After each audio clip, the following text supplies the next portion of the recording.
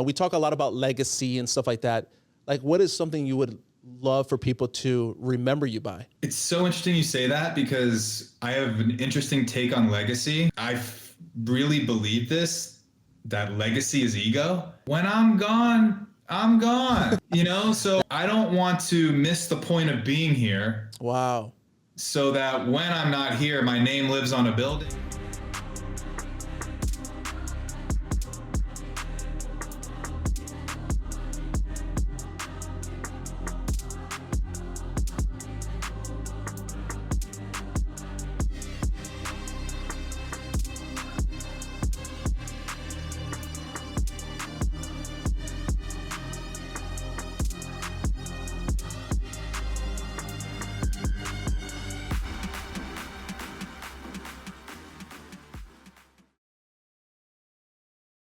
Yeah, so let's get started, man. Because ACT podcast, I really created the ACT podcast because I really wanted to tell people's story.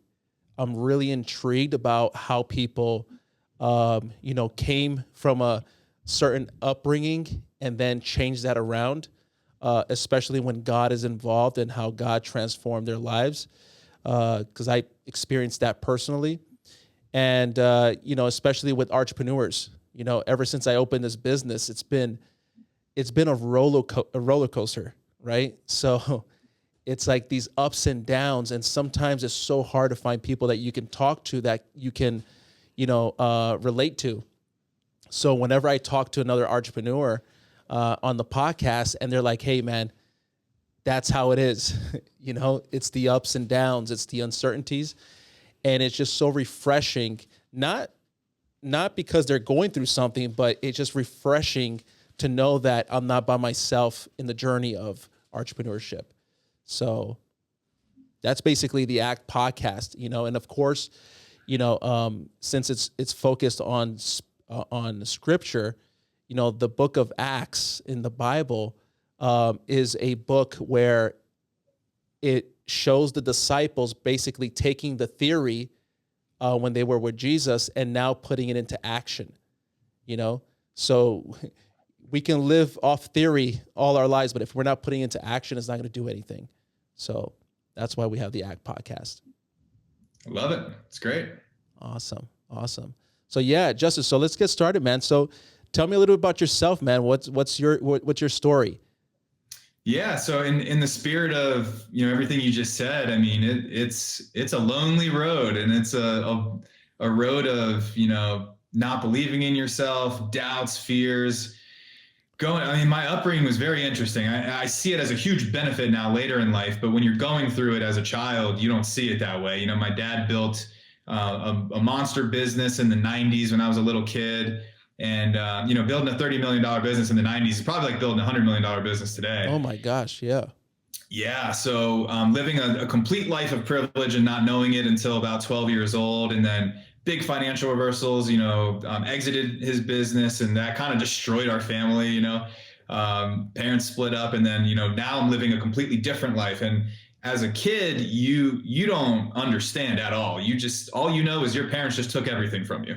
Right. So that turned me into quite a wild child, an angry kid, big chip on my shoulder. I couldn't go to private school with all my friends anymore, things like that. Right.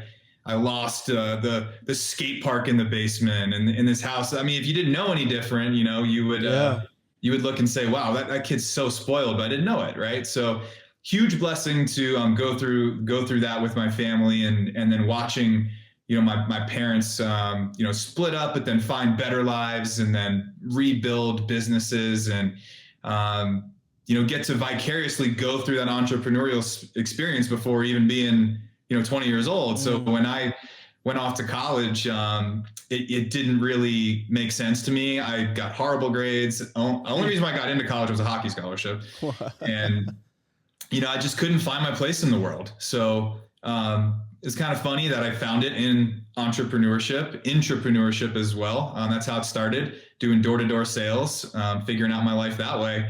And, just looking back on finding the thing, how lonely it was, how inadequate you felt to what most people were doing, I thought there was something wrong with me. And it was very depressing until I, found the path in entrepreneurship.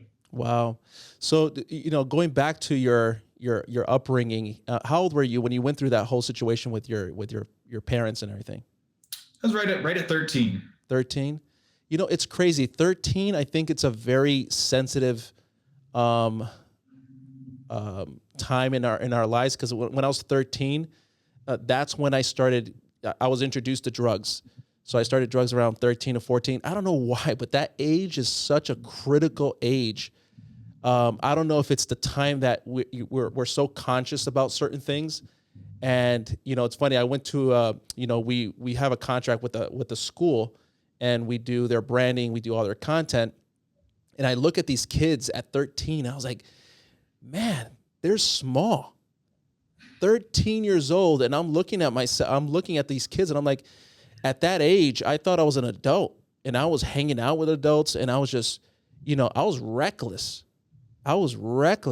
So, going through that, looking at your situation at 13, you were really conscious about what was going on at that moment, and you rebelled against all the things that were happening. What do you think is the main thing that kind of took you off the edge? Like, you were like, I'm done with this. I want to rebel. What was the main thing? That's a really good question. I think it was the victim mentality of that my life had been taken from me. I was, playing hockey at a high level. I missed the season, because, my parents were more interested in, fighting in court than, taking me to hockey practice. Right. Things like that. Right. So instead of, as an adult, and actually most adults never even get to a place where they take accountability for anything and everything, whether it's their fault or not. Right. But that was ultimately the switch that happened when I was about 21, 22 years old. I figured out that if I was going to blame other people for my life, I would be miserable the rest of my life. So yeah. That probably was probably really tough for you, because, my parents we lived a very simple life. We didn't have any, I wouldn't say we were wealthy or anything. We have food on the table. But I remember those moments where, I would go to school, and my father, he would buy me, Payless shoes. A lot of people are not even know what that is. I'm pretty old, but, I remember my father buying me these shoes because he didn't want to spend money on Nikes. And it was horrible, man. I had kids like laughing at me, and just like, so it was a very embarrassing moment for me growing up, because I saw other kids have certain things and I couldn't have it. And again, it created this rebellion in me. And I just like, I got really angry at that. Now, looking at your situation, I mean, you came from a very wealthy situation, and then all that is just stripped away from you. I don't know. What do you see as? I was extremely motivated in the same way, though, right? I was angry. The chip on my shoulder had me taking work release from school, pushing carts at the grocery store, like doing whatever I could to make money, because for the same reason, all the kids were making fun of me because I drove a purple Honda Civic that was 20 years old. And, there's some kids who get a Mustang from their parents or an Escalade. And I was just angry all the time that I didn't have the things I wanted. So I just started grinding and working towards it at a pretty young age. I mean, I was working at Subway, and, I lied on the application about my age so I could start working when I was like 15. Crazy. When you look back on it, whether the things that don't break you, if you make them fuel, you can end up in some good places. Yeah, that's awesome. That's awesome. Again, looking at the situation that your family went through, I think divorce, I think all that is a terrible situation, especially when the kids are involved. But do you see that as, it's hard to say this, but do you see it as a blessing for yourself? No doubt. No doubt. I wouldn't change a thing, because life at some point is going to hit you in the face, probably more than once. And, to think you can avoid that. And if you take the opposite side of what it's like to go through life, the people I know that have been the most privileged, who have had it the easiest, have the hardest time finding meaning in life, have the hardest time, with happiness. Because if you don't have to struggle to create you're not going to value the creation on the other side of it. Right. And I think that's just, you get older and it's not about whether you made 1 million, 10 million, 50 million. I want to be responsible for my success. That's awesome, man. That's awesome. That's a good lesson.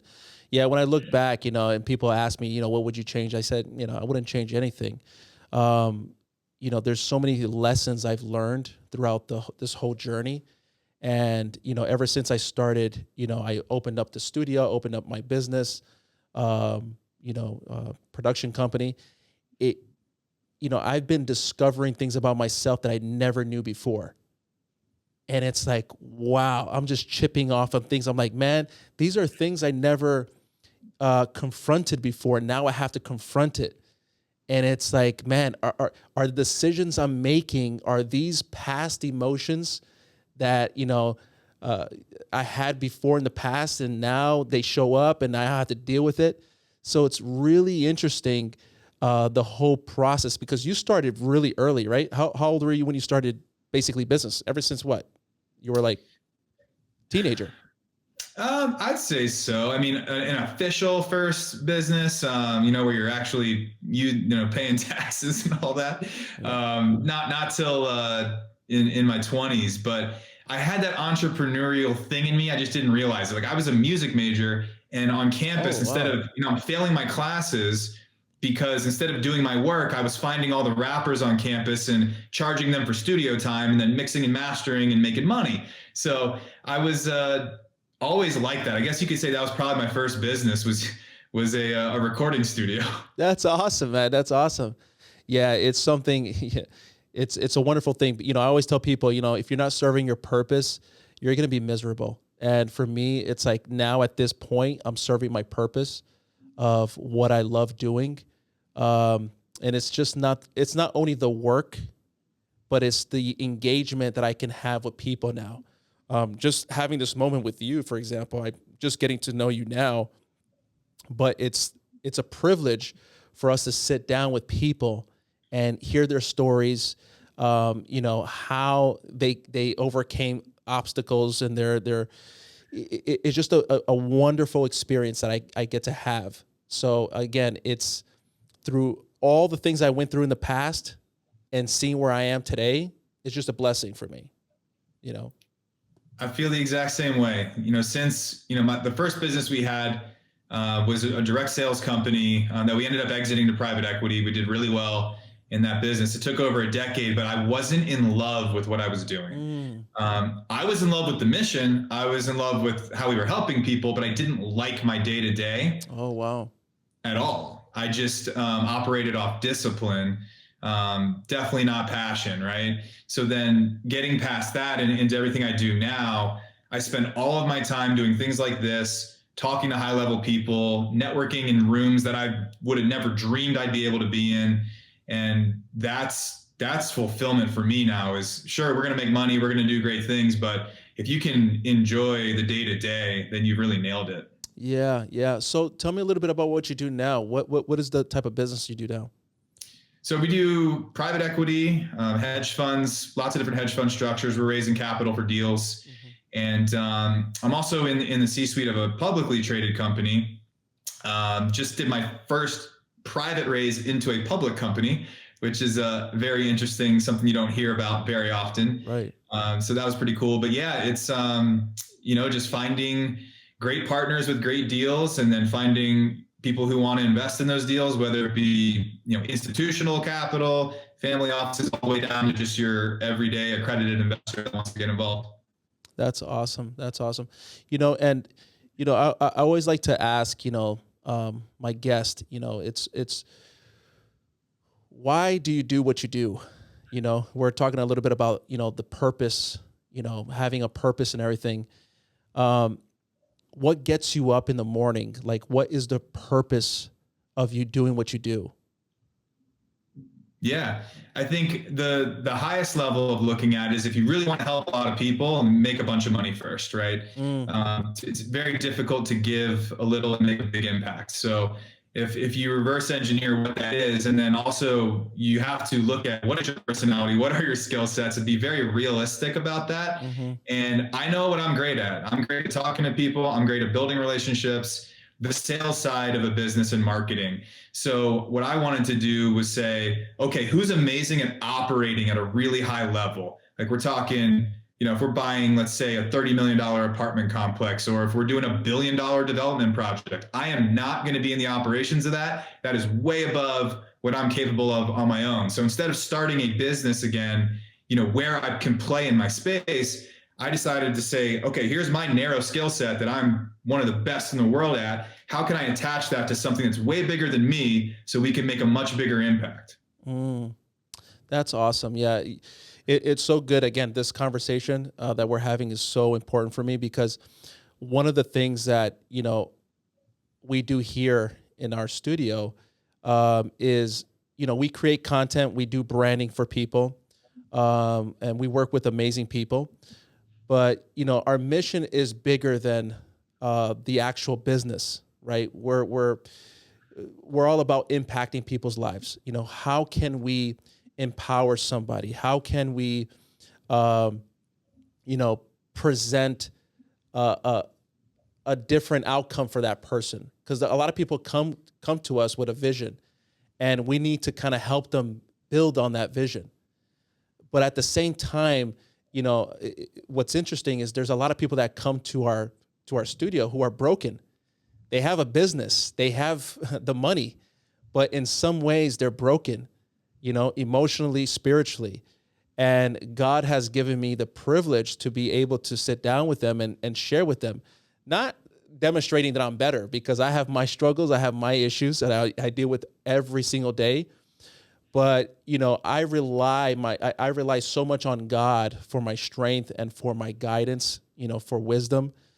And, when you talk about, having the funds and the capital to do certain things and to do more, that it's so realistic, because right now I want to do more. And I was talking to my business mentor about that today.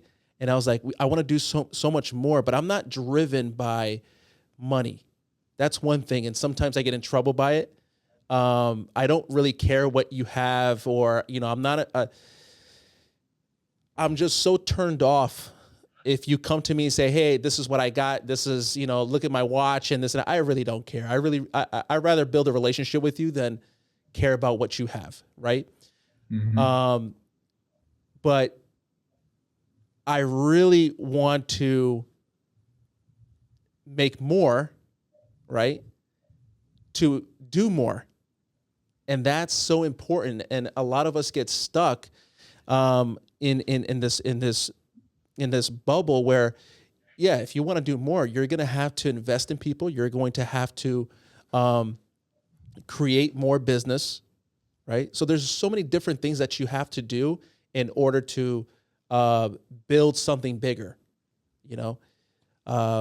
So, yeah. Yeah, it's incredibly overwhelming when you have a vision to do gigantic things and you're never going to feel qualified for the things you haven't done. So most people, can't get that mental point to jump into a room they don't believe they belong in, to meet the people that can take you to the next level. Everything I'm talking about is stuff I struggled with for a long time.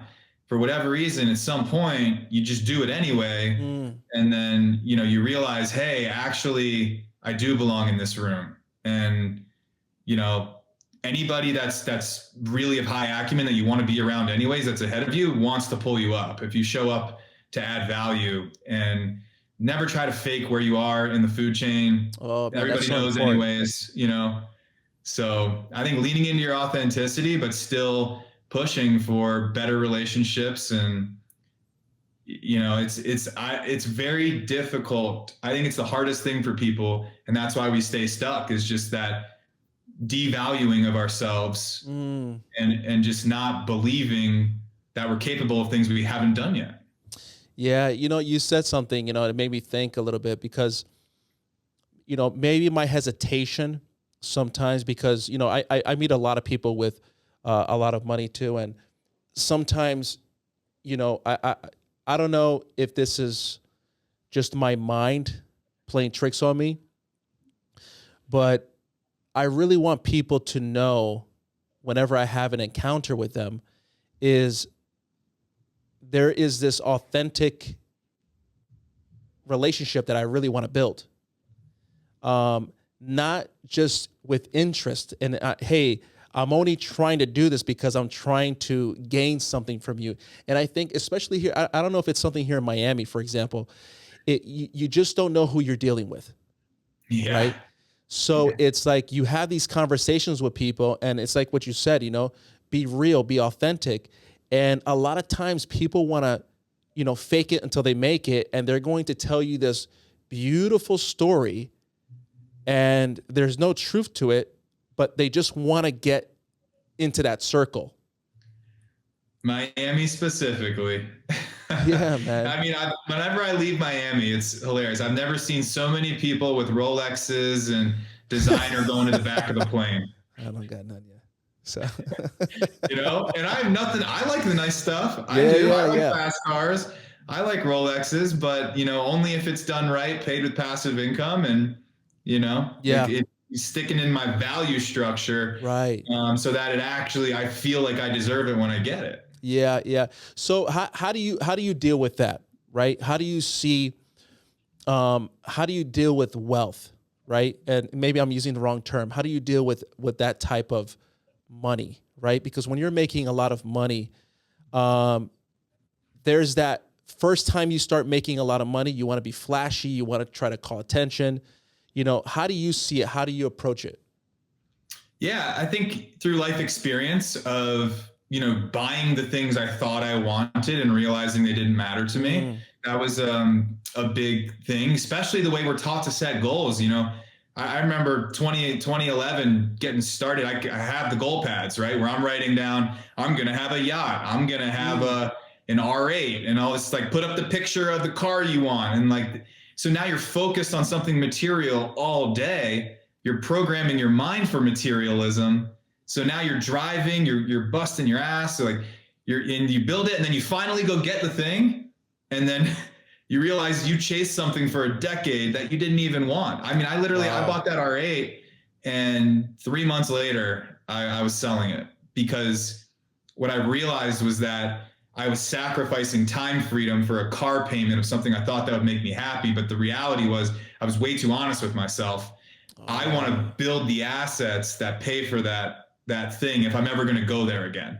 And then it feels right when, you're not trading your time for money for a material thing. It's very silly to do that. Wow. That's an important lesson. Because again, I feel like there's a lot of people who do that, right? They sacrifice their time, in order to maintain an appearance. And there's a lot of people who really go into debt, with the most dumbest things just to call attention. And this doesn't just go for somebody that's making $1 million. This goes for the person that's probably making less than that. There's a lot of people that get in trouble with that. I have a good friend of mine where he built a multi-million-dollar company. He's doing very well. And, I remember him buying his cars. He brought a Lamborghini and this and that. And I think someone called his attention and said, "Oh, did you really have to buy that?" And, he kind of I think in the beginning, he kind of felt bad because, again, he came from nothing and now he has money to buy that. And I remember telling him, I said, don't apologize for that, because the person who's telling you that is probably driving a Toyota and probably is more in debt than you are. If you bought a Lamborghini, is because you can afford it. You have the money, So a lot of people that I really believe that like to criticize people who are able to buy these things the right way, right? We're kind of shifting here. Doing it the right way, are more in debt than anyone else. I've been there, I'm like, why am I buying this car? Why am I doing this when I don't even have that type of money in my account? Yeah. But, I just want appearance. And It's that so gets us in easy to trouble. expose it too, right? Like when I see Oh, somebody with a Lambo, I don't ask them about their Lambo. I say, hey, what asset did you buy to pay for that? oh, that's good. See, the conversation you can have with that person. I'm impressed about what you built that got you the thing. If Right. you told me, it's leased and I'm finally Yes. making 250 a year and I can pay my rent, my Lambo, and that's it, I'm not impressed by that, right? So Yeah, absolutely. Again, you said something interesting because I have the conversations with my friends and the people that I know, and they say exactly that. They start giving me tips. Oh, look, Roger, I bought this because this is a tax write-off. This is going to go to this. This is for branding. And I'm like, oh, this is a whole strategy. There's a yeah, whole strategy. Yeah. So that's the interesting part. But there's a lot of people, especially here in Miami, again, who we know for a fact they're not making that type of money. You know, yeah. so it's very shady. So let me ask you something, Justin. How do you determine? How do you see success? How do you define success? And I think I've defined this differently at every aspect of the journey, and I'm sure I'll find a different definition again soon. But for Mm, me, success is if you enjoy the next 24 hours. Like I've really gotten into a place where, because we're always trying to figure out happiness, right? And one thing I learned actually is that happiness doesn't exist in psychology. So we're all chasing something that doesn't exist anyways. And the way that your brain works in your parasympathetic and sympathetic nervous system, it's always just trying to get to balance, right? It doesn't want highs and lows. It just wants balance. So you're chasing a high, a happiness. Like, what does that even mean? You should be chasing equilibrium, loving your daily life, whatever that means to you. So, for me, it's like I do like traveling, but I like being at home where I can go. I wake up to the view here in Northwest Vegas and Sky Canyon, mountains in my that's face, go awesome, man. walk my Love that dogs place. every morning. I don't like the humidity and the rain. That's why I don't live in Florida. Like, so I worked, Yeah. 10 years outside Washington, D.C. in a place I really didn't like living, Right. with the vision of creating the daily life eventually that I wanted. Now I have that. So That's I awesome. stay grounded in that, in the sense that whether business is good today, business is bad, we got problems, or we had a great day. No, I created my life by design, and I get to operate the way I want to every day. And I don't focus on if I hit the goal or if I didn't hit the goal. That's awesome, man. What a good perspective, man. There is a Bible verse that says, do not worry about tomorrow, worry about today. So, it connects with what you're just saying there. And I never saw it that way. Really different perspective of seeing success, live today and be It's successful in what also you're doing today. dangerous though, right? It's also dangerous because you could use that as an excuse to not make an investment for the future, to not, Mm, like a lot of people use that as an excuse of like, like live in the moment. It's not that. right. It's still have the dreams, the goals, be responsible, make sure you're planting the seeds to take care of your family and all those things, but Absolutely. don't worry about it all day. Live in the 24 hours that you're in. That's awesome. What a good lesson. What a good lesson. Yeah, I kind of based, because I always I go back to that same premises when it comes to success, when it comes to money, right? A lot of people like to measure their success with what's in their bank account. And I always say that that's a very uh, it's a bad way to look at your success. Because some people are like, I'm only going to talk to that person because he is successful, and but they forget, or they're not looking at other aspects of their lives, right? They're not looking at their family values. They're not looking at, is that person really happy? You know, Again, we always hear the story, I know that guy that has so much money, but he's unhappy, you know? And again, that goes for other people too, who are not rich, right? But money should never be a base, or a way to level or measure, in other words, to measure your success. What do you think about that? Yeah, I mean, it depends for each person. I Right, think money is very important. right, Um, I don't think that, getting that mentality completely out of you. is a good thing. You need to make sure that you can take care of yourself. You need to make sure that you can take care of your family, right? So I think money is very important. You just have to really have the right perspective on it. And if you pay too much attention to it and it becomes your idol, your God, you're in big trouble, right? And it's the same thing with people when they first start investing. You know, they get their first $1,000, $5,000 in the bank account, and they think it's time to go, buy stocks. It's like Right. your money mindset is so low that you'll actually never create large amounts of money. So I think the perspective and understanding of money is more important than how much you have. That's awesome, man. You're teaching me a lot of stuff here. You're giving me just a clear vision of how to look at money, because, again, going back into scripture, it talks about the love of money, right? That money is evil and all that stuff, but it's like, it's the love of money that's the problem. And so what you just said right there, when you make that your God and you make that your objective of happiness, that's the problem, right? Yeah. Wealth is measured in time, right? So what I mean by that is if two people have $1 million in their bank account and I've got the Lambo payment and a $10,000 a month mortgage payment, my wealth is a whole lot shorter and smaller than someone who lives in a condo and has a paid off Prius. That person has achieved financial freedom, right? So you need to figure out what your needs, wants, barometer to how much you can create, and that's really how your wealth is measured. It's a equation. It's not a dollar amount. Wow. And not to get too political here, trying to shift here. How do you see everything working out now with are you optimistic? How do you see things?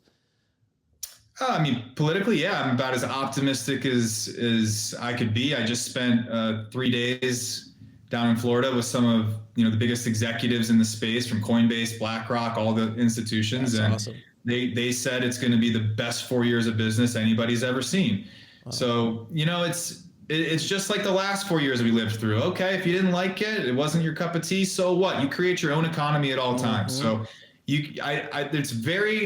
the more politically charged you are as an individual, the less successful you will be. Like I just see it everywhere, right? Not that politics isn't important, not that you can't have your opinions, but you're going to vote once every 4 years. Other than that, you should be working on how you play the cards that were dealt as a country, as a world, and focus on that. It's just, that's so interesting you said that, because, again, I try not to get too political, but I do think it sometimes plays a role in how we see the world. And I think I don't think there's ever been a time where so many people have been so involved with politics. I think it's more because of social media, the access to news, and we see it every single day. And I'm so intrigued by how people are able to manipulate or, take a narrative, take something you said and just completely twist it. And, I was watching something the other day, and there was a politician, again, not to get too political or anything like that, and they were basically saying, oh, I'm getting a lot of phone calls. I'm getting a lot of calls from my constituents. What did they say, the word? Constituents? Yeah, exactly. So, and I'm thinking to myself, that's not true. Okay, because they're like, oh, they're complaining and they're worried. I'm like, that's not true, because we're all here. We're doing our thing. They don't got time for that. I guarantee you they're not receiving phone calls. Oh my gosh, I'm worried because of this executive order. Very rare you're going to see that happen. So it's such a fear factor that people like to create division. And it's just so crazy what's happening. Yeah, I think that's needed for the elites to keep control, is they need the people divided against each other. I was talking about this. It blows my mind that no matter who the candidates are, right, no matter how crazy things get, the popular vote is always very tight. Yeah. It's almost like we've got two alien races of people that are programmed one way or the other, and you're just going to believe what you believe. Your values are going to be your values. Absolutely. Yeah. And that's why I can't put too much emotion into it, because when the world feels like it's falling apart, it never is. When things are euphoric, it's never going to be like that forever. So you got to be just able to keep your equilibrium with all these things. Yeah. And again, I'm always, because I love bringing these things up because it's interesting because, when Jesus was around, his disciples were like, they were really eager. They were very eager for him to take control of Rome. They were tired of the Roman Empire there, just, having control there. And they thought when Jesus came that, hey, now the Messiah basically came and now he's going to get rid of them. And Jesus was like, you guys are completely lost. Listen, that's not my mission. Okay. You guys are so occupied with politics and, this and that. You guys are missing the point.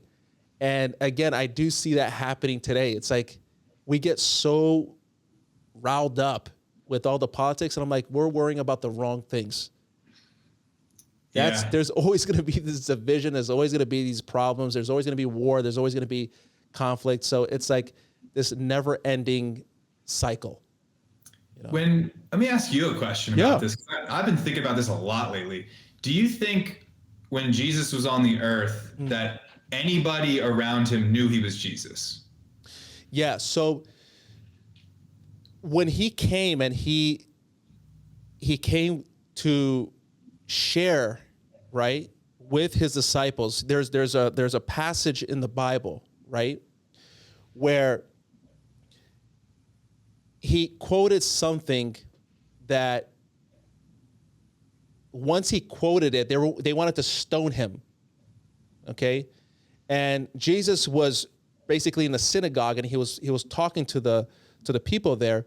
And he basically quoted a verse from that Moses mentions, right? Where God was talking to Moses and he says, I am who I am, right? Because Moses is talking to God and said, God, who do I tell the people who sent me? And God said, tell them that I am who I am. And then Jesus goes and quotes that and he says, I tell you today that I am who I am. So right there, he is claiming that he is God. And the Pharisees, they were like, what? Hold up. You did just not just say what you just said. And they wanted to stone him. And the Bible goes and says that he was committing blasphemy against God because he was claiming to be God. Split division on the opinion of him in that time, right? Absolutely. Yeah. And the reason why I bring this up is because the day that Trump got shot and you see, like afterwards, the forensic breakdown of the head turn, the timing, I don't know, like I still can't wrap my mind around anything except God did that. Yeah. We can go down a rabbit hole. Whenever it comes to Christianity, I'm just going to bring it up with Christianity. Whenever you bring Christianity with politics, I'm not for it, right? I believe in the separation between state and church. I believe in that. Mm-hmm.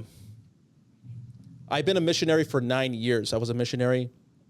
I love God. I love Jesus. I love sharing Christ with people. But whenever the intentions is to force a belief onto somebody, I completely disagree on how we do that. And right now, and I said this to I was having a conversation with my brother before Trump was elected. We were having this conversation, and I said, there is this huge movement happening where the left is going so far left that the right is seeing this, because the right is really moved by there's a lot of Christian movement in there. There's a lot of Christian leaders on the right, and one of the things that they see, which is they're not wrong, they look at the left and are like, listen, our country is going so far left that this is a big problem.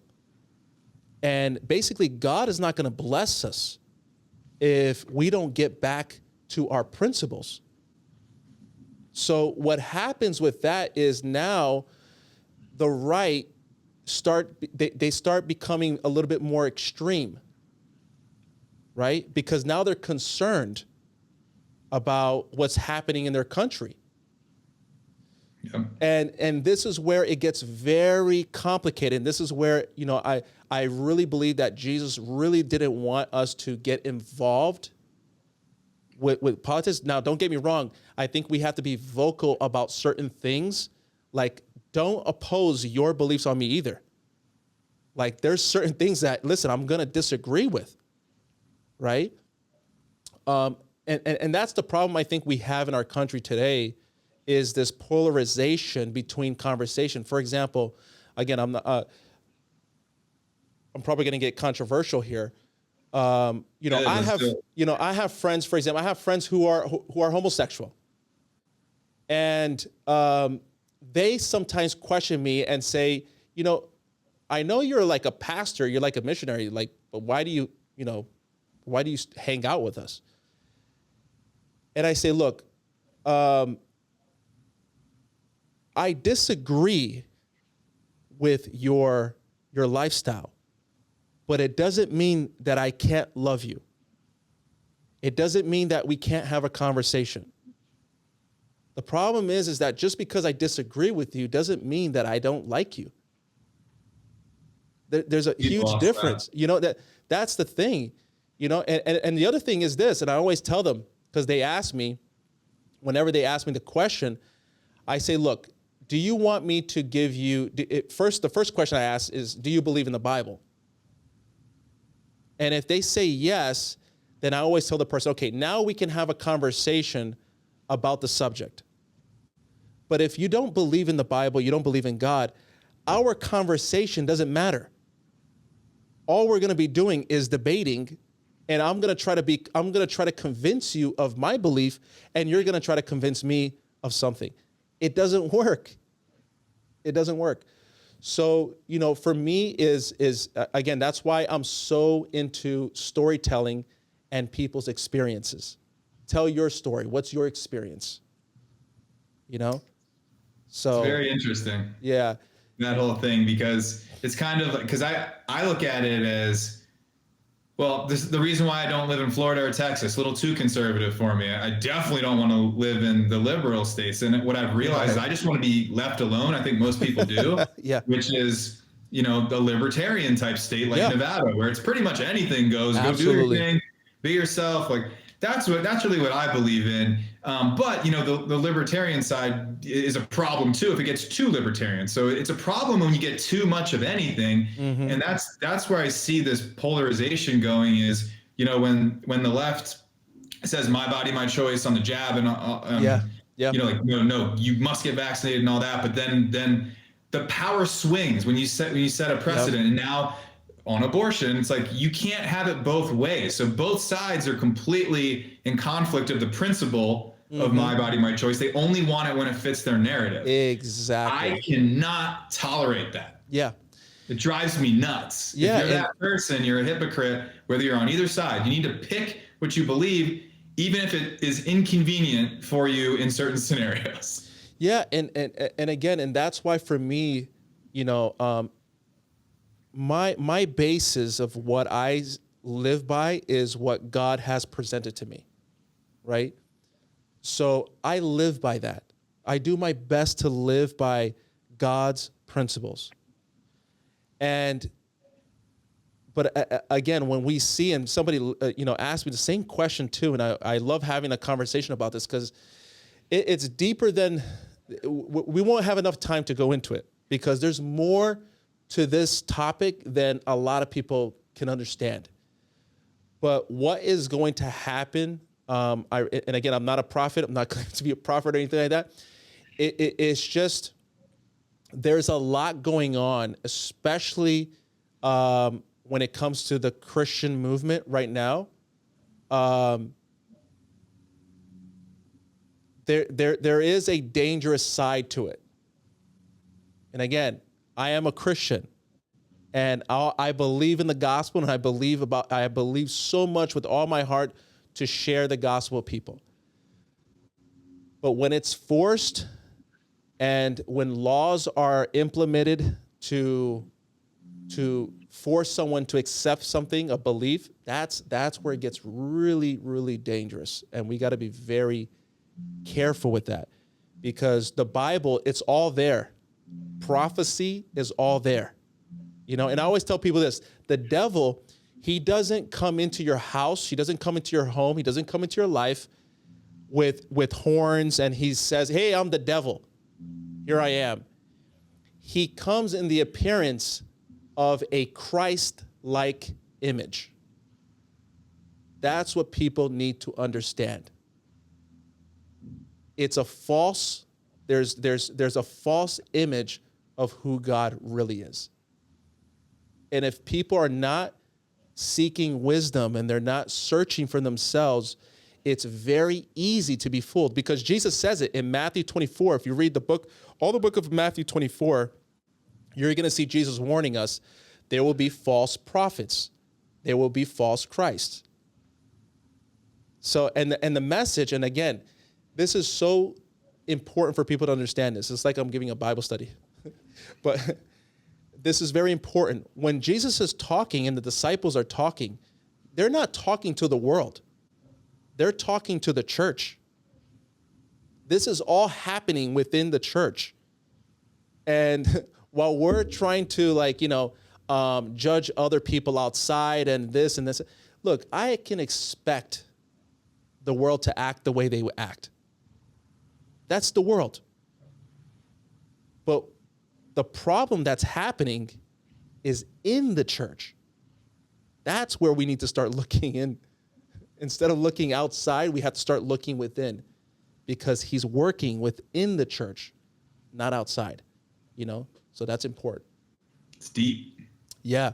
And a lot of people don't like to talk about that. And I truly believe that it's so important to really highlight that.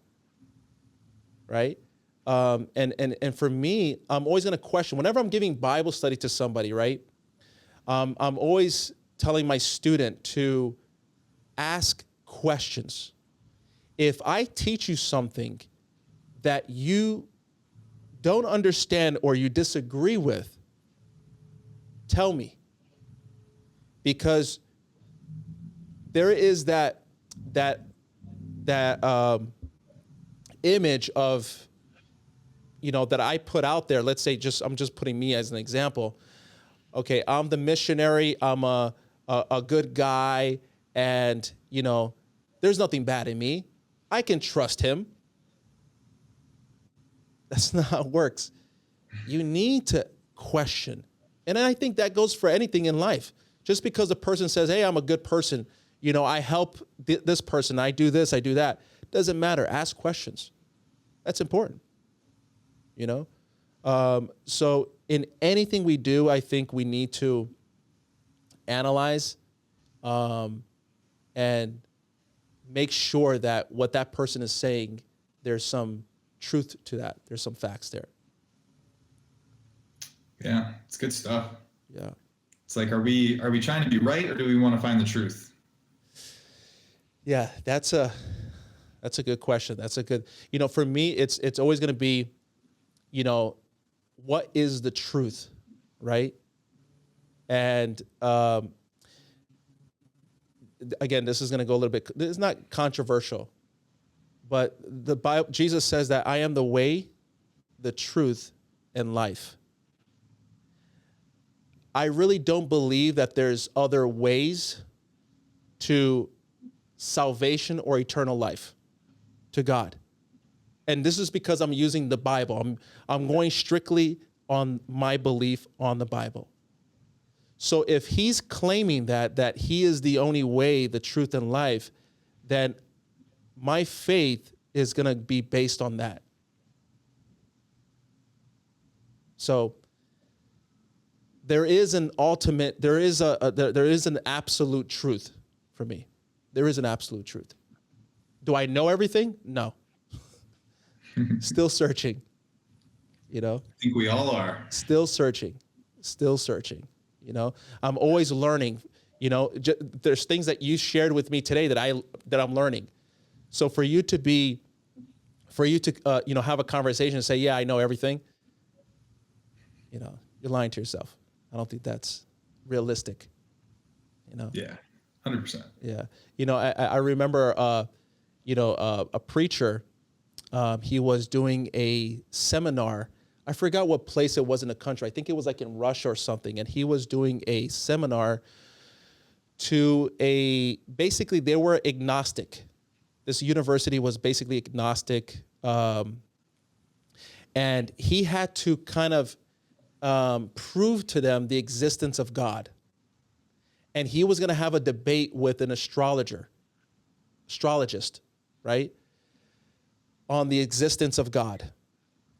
And he was hoping, I love the story. I got to send you the link. I'll send you the link so you can watch it. But he was hoping that the speaker, the astrologist, would go first so then he can have the debate with him. Like basically go off of what he says and then have the debate. But the guy ended up not showing up. He came late, so he had to go first. So he brought up a very good, an interesting illustration, right? And you know, I hopefully I don't butcher it here, but he says basically like this. He told them, asking the students and asking the faculty, he says, I want you guys to imagine if you got if there was this ball of knowledge and you took all this knowledge, everything that you can imagine, everything, every math problem, every country, dialect, everything of knowledge, it's in this bubble, everything. And he asked the question to the faculty. He said, give me a percentage of how much knowledge you think your students have, taking all this ball of knowledge. And they said, let's say 2%, right? And then, you know, he was like, okay, 2%. I'll give them 5%. So they know 5% of all the knowledge in the world, everything. And then he asked them the question, could it be that in that 95% that they don't know, God is in there? So they're like, that could be a possibility. So he was like, basically, okay, so you're not an atheist. You're more probably closer to agnostic, right? So it was a very interesting concept. And when I heard that, I was like, dang, that's interesting. There is a lot of information that we don't know. So, you know, again, we think we know so much, but in reality, we just been here for such a little time. Think about it. I only been here for 42 years. and you know, probably 5 years I was smoking, I was doing drugs and all that stuff, losing my mind. So again, I've been here for such a little time. And for me to say that I know so much and know a lot, I don't. Yeah, that's the ignorance of, man, I mean, for anyone to think that they know everything is just absurd. Yeah. The more you learn, the more you realize how much you don't know. Absolutely. Absolutely. How insignificant we are too, which I think helps with everything we've been talking about. It's when you realize that we're all going to die, no one's even going to remember us 100 years from now. It's like, what are you worried about? That's right. That's right. And speaking of that, Justin, just going off of that, you know, what would you like to leave behind? You know, we talk a lot about legacy and stuff like that. Like, what is something you would love for people to remember you by? It's so interesting you say that, because I have an interesting take on legacy. And I really believe that legacy is ego. Ooh, share. when I'm gone, I'm gone. So That's it. and I don't want to miss the point of being here, Wow. so that when I'm not here, my name lives on a building, or Mm. maybe some pictures get brought out once every 20 years, or I have a hard time with living in a purpose so that I can exist past my time here. Wow. I'm going to tell you this right now. You changed my mindset right now. You just changed my whole perception of legacy. That's I don't know if interesting. it's good or bad, but that's just kind of Hey, no, you changed it. You changed it. I try to be super open to certain things, and when I'm convinced, I'm convinced. So that's going to be my new take on legacy, because you do make a very valid point. And what's funny about that is, for some reason, there's somebody popped in my head, somebody that passed away, and I couldn't remember too much about that person, and going a little bit deeper, just because I said that, going a little bit deeper, my mom passed away. I'm 42 now. My mom passed away when I was about 18 years old. And, I've been with my wife for 25 years. So I've been with my wife longer than I, know my mom. That was scary to me. I was like, wow, just crazy. And I can't remember too many things about my mom. I do know that my mom was so important for me being where I am today. If it wasn't for my mom's prayers, if it wasn't for her love towards me, my mom would stay up late praying for me when I was out in the streets using drugs and just going crazy. If it wasn't for her, she was the glue to the family, to all of us. She was a caring person. So yeah, she did leave that imprint on me. But again, there's, it's not like I'm thinking about it all the time.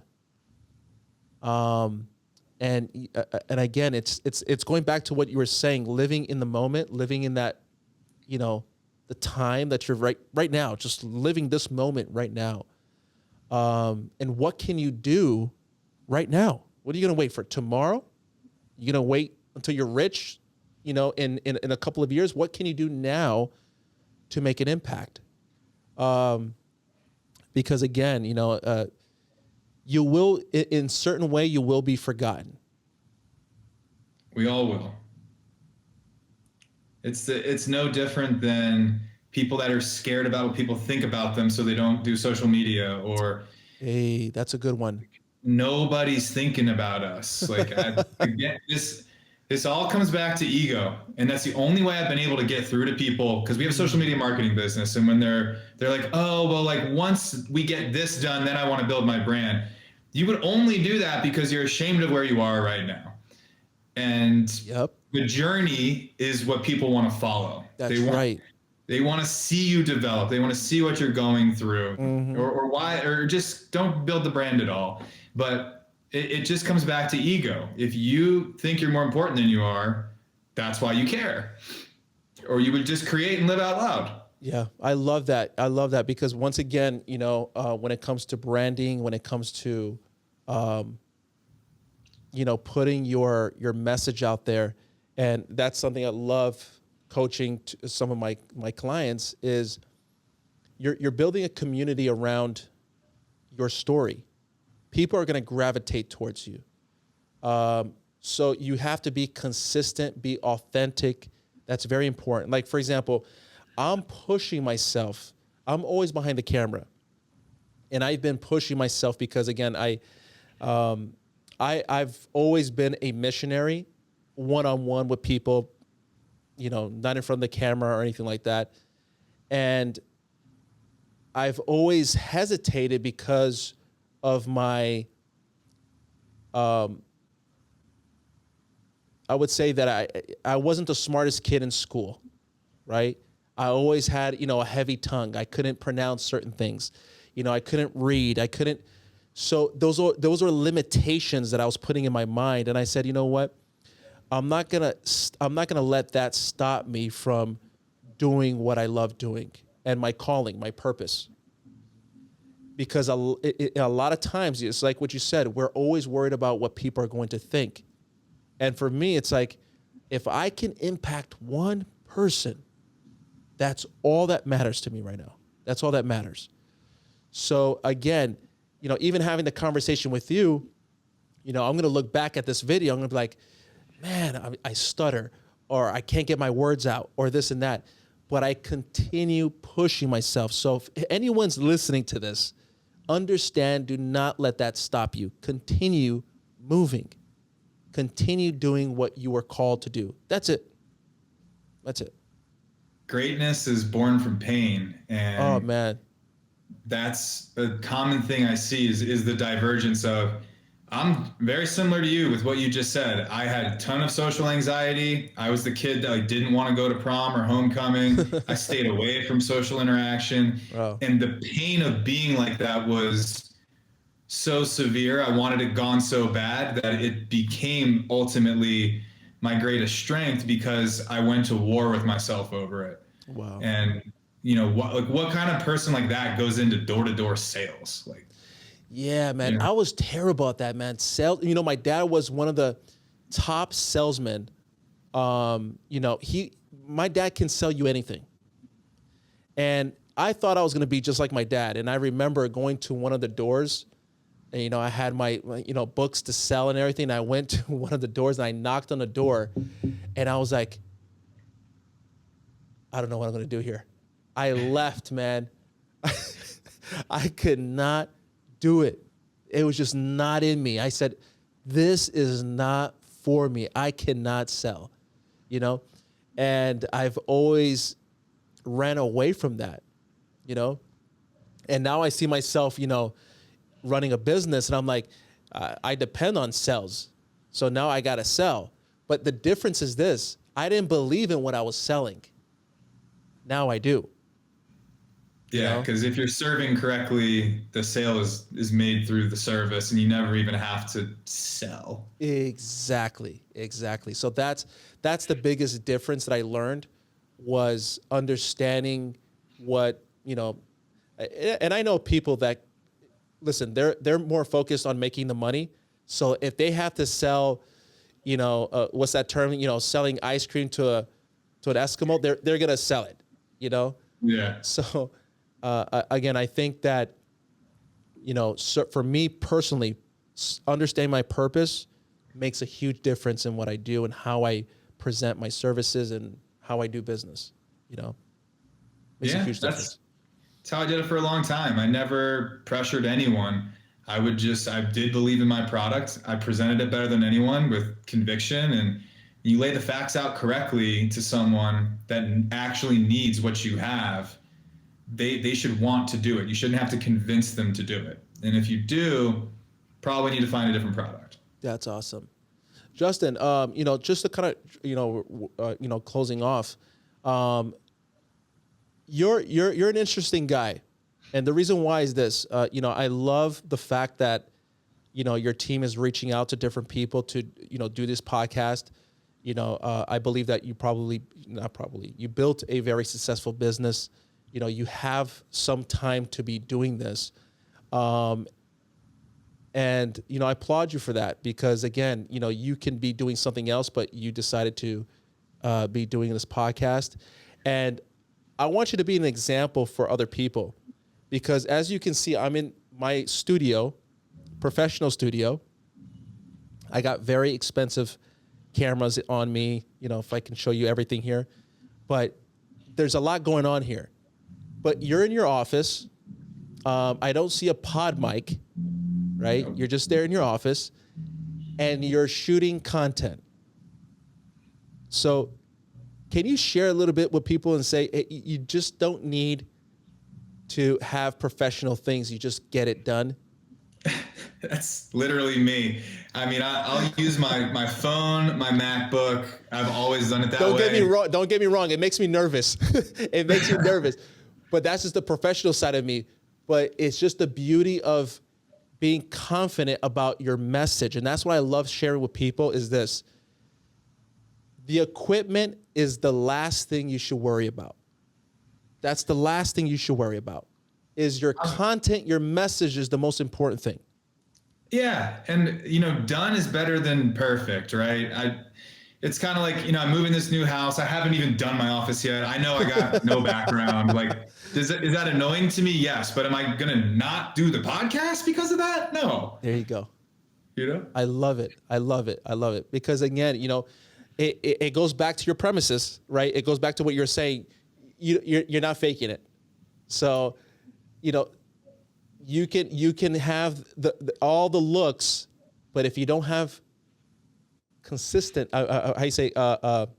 substance, there's nothing there. Once I figured out that everything in life is relationships, I have a hard time leaving relationships on the table. That's like awesome. if I have an opportunity to meet somebody and I don't care if you're ahead of me, behind me in the food chain, but if you're trying to get better, if you've got a mission, if you're doing something worthy, I want to meet you. That's awesome, man. It's very simple. Everything that I've done in terms of the way people would call me successful monetarily, or the things we've done, were because of great relationships, great connections, great people, and the willingness to challenge yourself to meet more great people. Like it's not rocket science. You will figure out your path if you just consistently work on this people game. That's awesome, man. That's awesome. So Justin, just to kind of close off, what do you have plans? What's your mission, man? Mission? I mean, for me this year, we're in startup mode in terms of launching new funds, new offers. I got some new partners. Awesome. I've got some loyal partners and some other businesses that we're working on. So for this year, it's really, for me, it's got to be a big breakout year. It's somewhat of a comeback. Went through some really tough times with a fund that blew up 2 years ago now. And we're on the rebuild in a lot of ways. I'm still super grateful to have the level of success I have. It's not where I was. And I have no problem talking about it and like what it's like to go through that. I'm just very grateful that I did spend a lot of time and money networking with people doing things at a high level so I could have the perspective and talk to people going through it. And it's just something I've learned. Everybody more successful than me in any aspect of life, not just money, has had deeper hardship in that category on the way there. So in a way, knowing that you're going to have hardship and losses to get to these wonderful places, you should almost lean in, expect it. And when it happens, be grateful for that too, because it's the springboard that's going to launch you to where you were aiming to begin with. Justin, I was going to close off. Now you got me stuck on that one, man. Because, again, you said something so important. Again, I try to find things that I can relate to. And sometimes we're afraid to fail. And, it comes down to what are people going to think? And as an entrepreneur, as, running a business, and I have people that I pay, and, I want to make sure that everyone is, getting paid and everyone's happy, and it's a lot of pressure. And you don't want to fail. So, when you were talking about that, it seems like it's not that you fail, you went through something. How do you deal with that? How do you deal with setbacks, if you want to call it that way? Like, How do you deal with that? And how did you deal with it? How are you dealing with it now? And two things. No, I've never heard anybody talk about this, but it just came to my mind. Fail ethically, right? Ooh. When your back's against the wall, there's usually other people involved. Especially, let's say you're the GP of a hedge fund that's spiraling out of control, and everyone's losing a lot of money, and you've got a lot of your own money in there, and you're going through a very difficult time for yourself. While you're going through that failure, still understand that you need to show up for all these other people that are involved. And that's kind of how I judged myself. I looked myself in the mirror and said, if I just show up every day for these people and I put their hardship in front of the one that I'm going through, how am I going to judge myself on the other side of this in 5, 10 years? Like, was I the guy who hung in there, that took it on the chin and stayed ethical and did everything he could to make the situation better? Or did I crumble? Right. So that was one. And focusing on what I couldn't control on a day-to-day basis. Right. This was huge for me because when things go wrong, there's a lot of things you can't control. Right. And the only thing I could control was, did I go to the gym? Did I take care of myself? Did I meal prep? I feel like if I lost that, then I would be personally lost. Wow. So you look at your health, you look at your physical health is very important for you.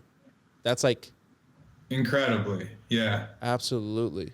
And I found myself in a situation going through that where, like, we're losing our house. Like, we gotta downgrade. We got to make all these adjustments that just threw our life upside down, at the same time having to navigate the business situation and all the investors, all that stuff. And man, I forgot where I was going with that.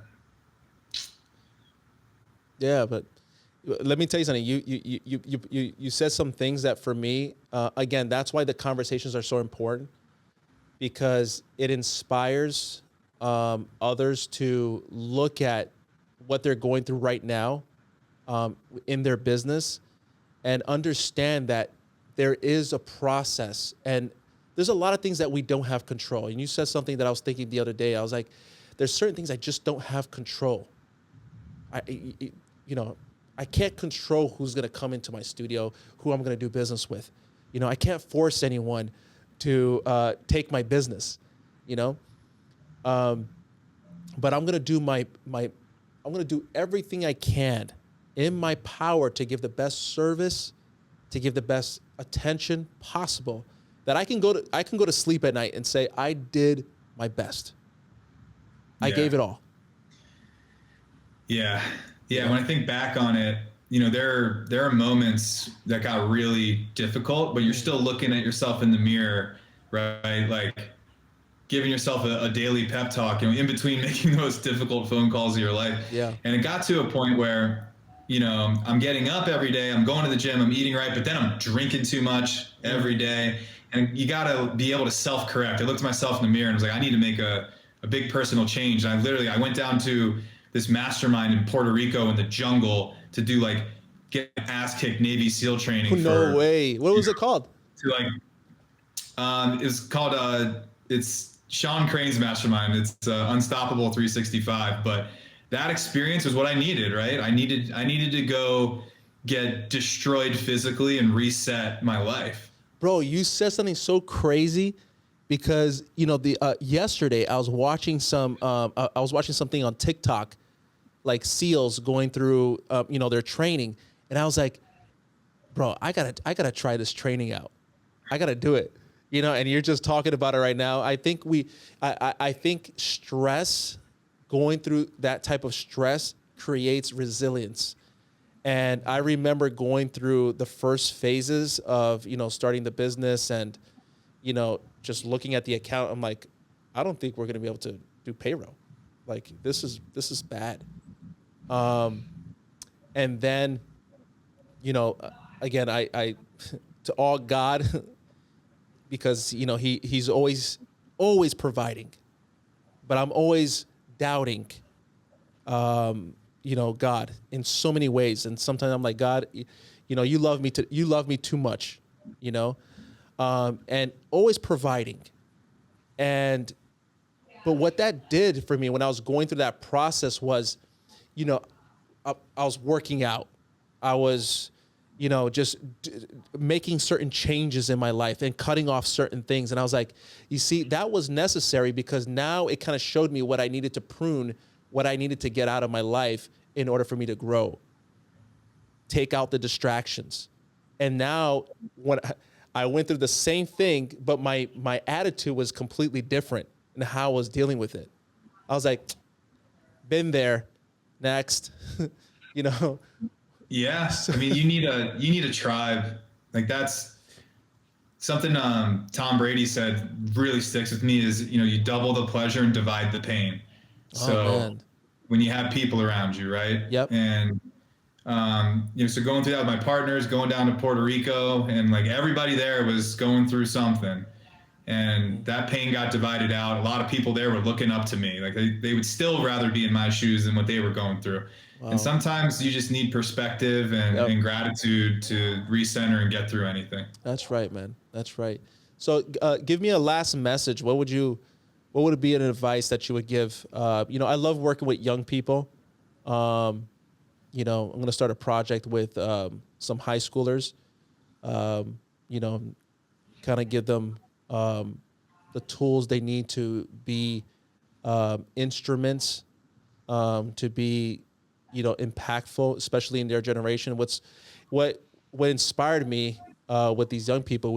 I was filming and then sat down with some juniors, and I was just so impressed because they were just so on fire on wanting to start their own business, be more vocal about having principles in their lives. I was like, at that age, I was not thinking of those things. I wasn't in that mindset. And sitting down with them, and so I decided as a company, I'm going to sponsor that and basically create, give them a podcast platform where, they're going to be able to interview other people like you. Maybe I'll call you and say, hey, have an interview with Justin, talk to him and give them some advice and talk to them about, life experiences and everything. Because I think, investing in the next generation is something that we need to do, you know? You would really like my dad. He's opening up these places called confidence factories for kids. Really? How does it work? Yeah, it's basically a curriculum, and it's kind of like a WeWork for kids Uh-huh. where adults can send their kids and go to classes on everything they don't learn in school. That's the future. Yeah. I'm so big. You know what? That's something that, I've been talking to some of my, one of my business mentors. I'm like, I would love to create a network of business entrepreneurs to be able to share their knowledge with this new generation, because something interesting is happening with this new generation. There's a lot of kids, they're looking at this, and I believe so much that college is done. If you're not opening brains and you're not, engineer, doing some crazy stuff like, SpaceX, it's done, you know? So for me, the future is going to be hands-on. These kids are going to start, I met a 21-year-olds making six figures already, it's crazy. So there is something new coming, and I just want to work with the young generation coming up and try to inspire them and give them the tools that they need to use content, because content and all that, it's so important. Do it the right way. You know? Yeah. Yeah, it's huge. I Yeah. think, the parting thought I guess I'll give is I just see more dreams killed by friends and family Ooh. than anything else. And it's not that they're bad people, it's just they love you and they want to protect you. So if you are early and you feel a low self-worth because you have not created something big yet or made the money you think that justifies, you having self-worth, I would say operate in silence and then show the receipts. If someone has not already done the thing that you want to do, the worst thing you can do is tell them what you're doing and get their advice. Amen. Amen to that. Justin, where can people find you? Best place to find me is really any social media at Justin Freistadt. There's only one of me in the world with a last name like that, There so you go. I'm not hard to find. Just pop it in Google and you'll find where you need to go. Awesome, man. Well, listen, Justin, it was an honor for me to have this discussion with you.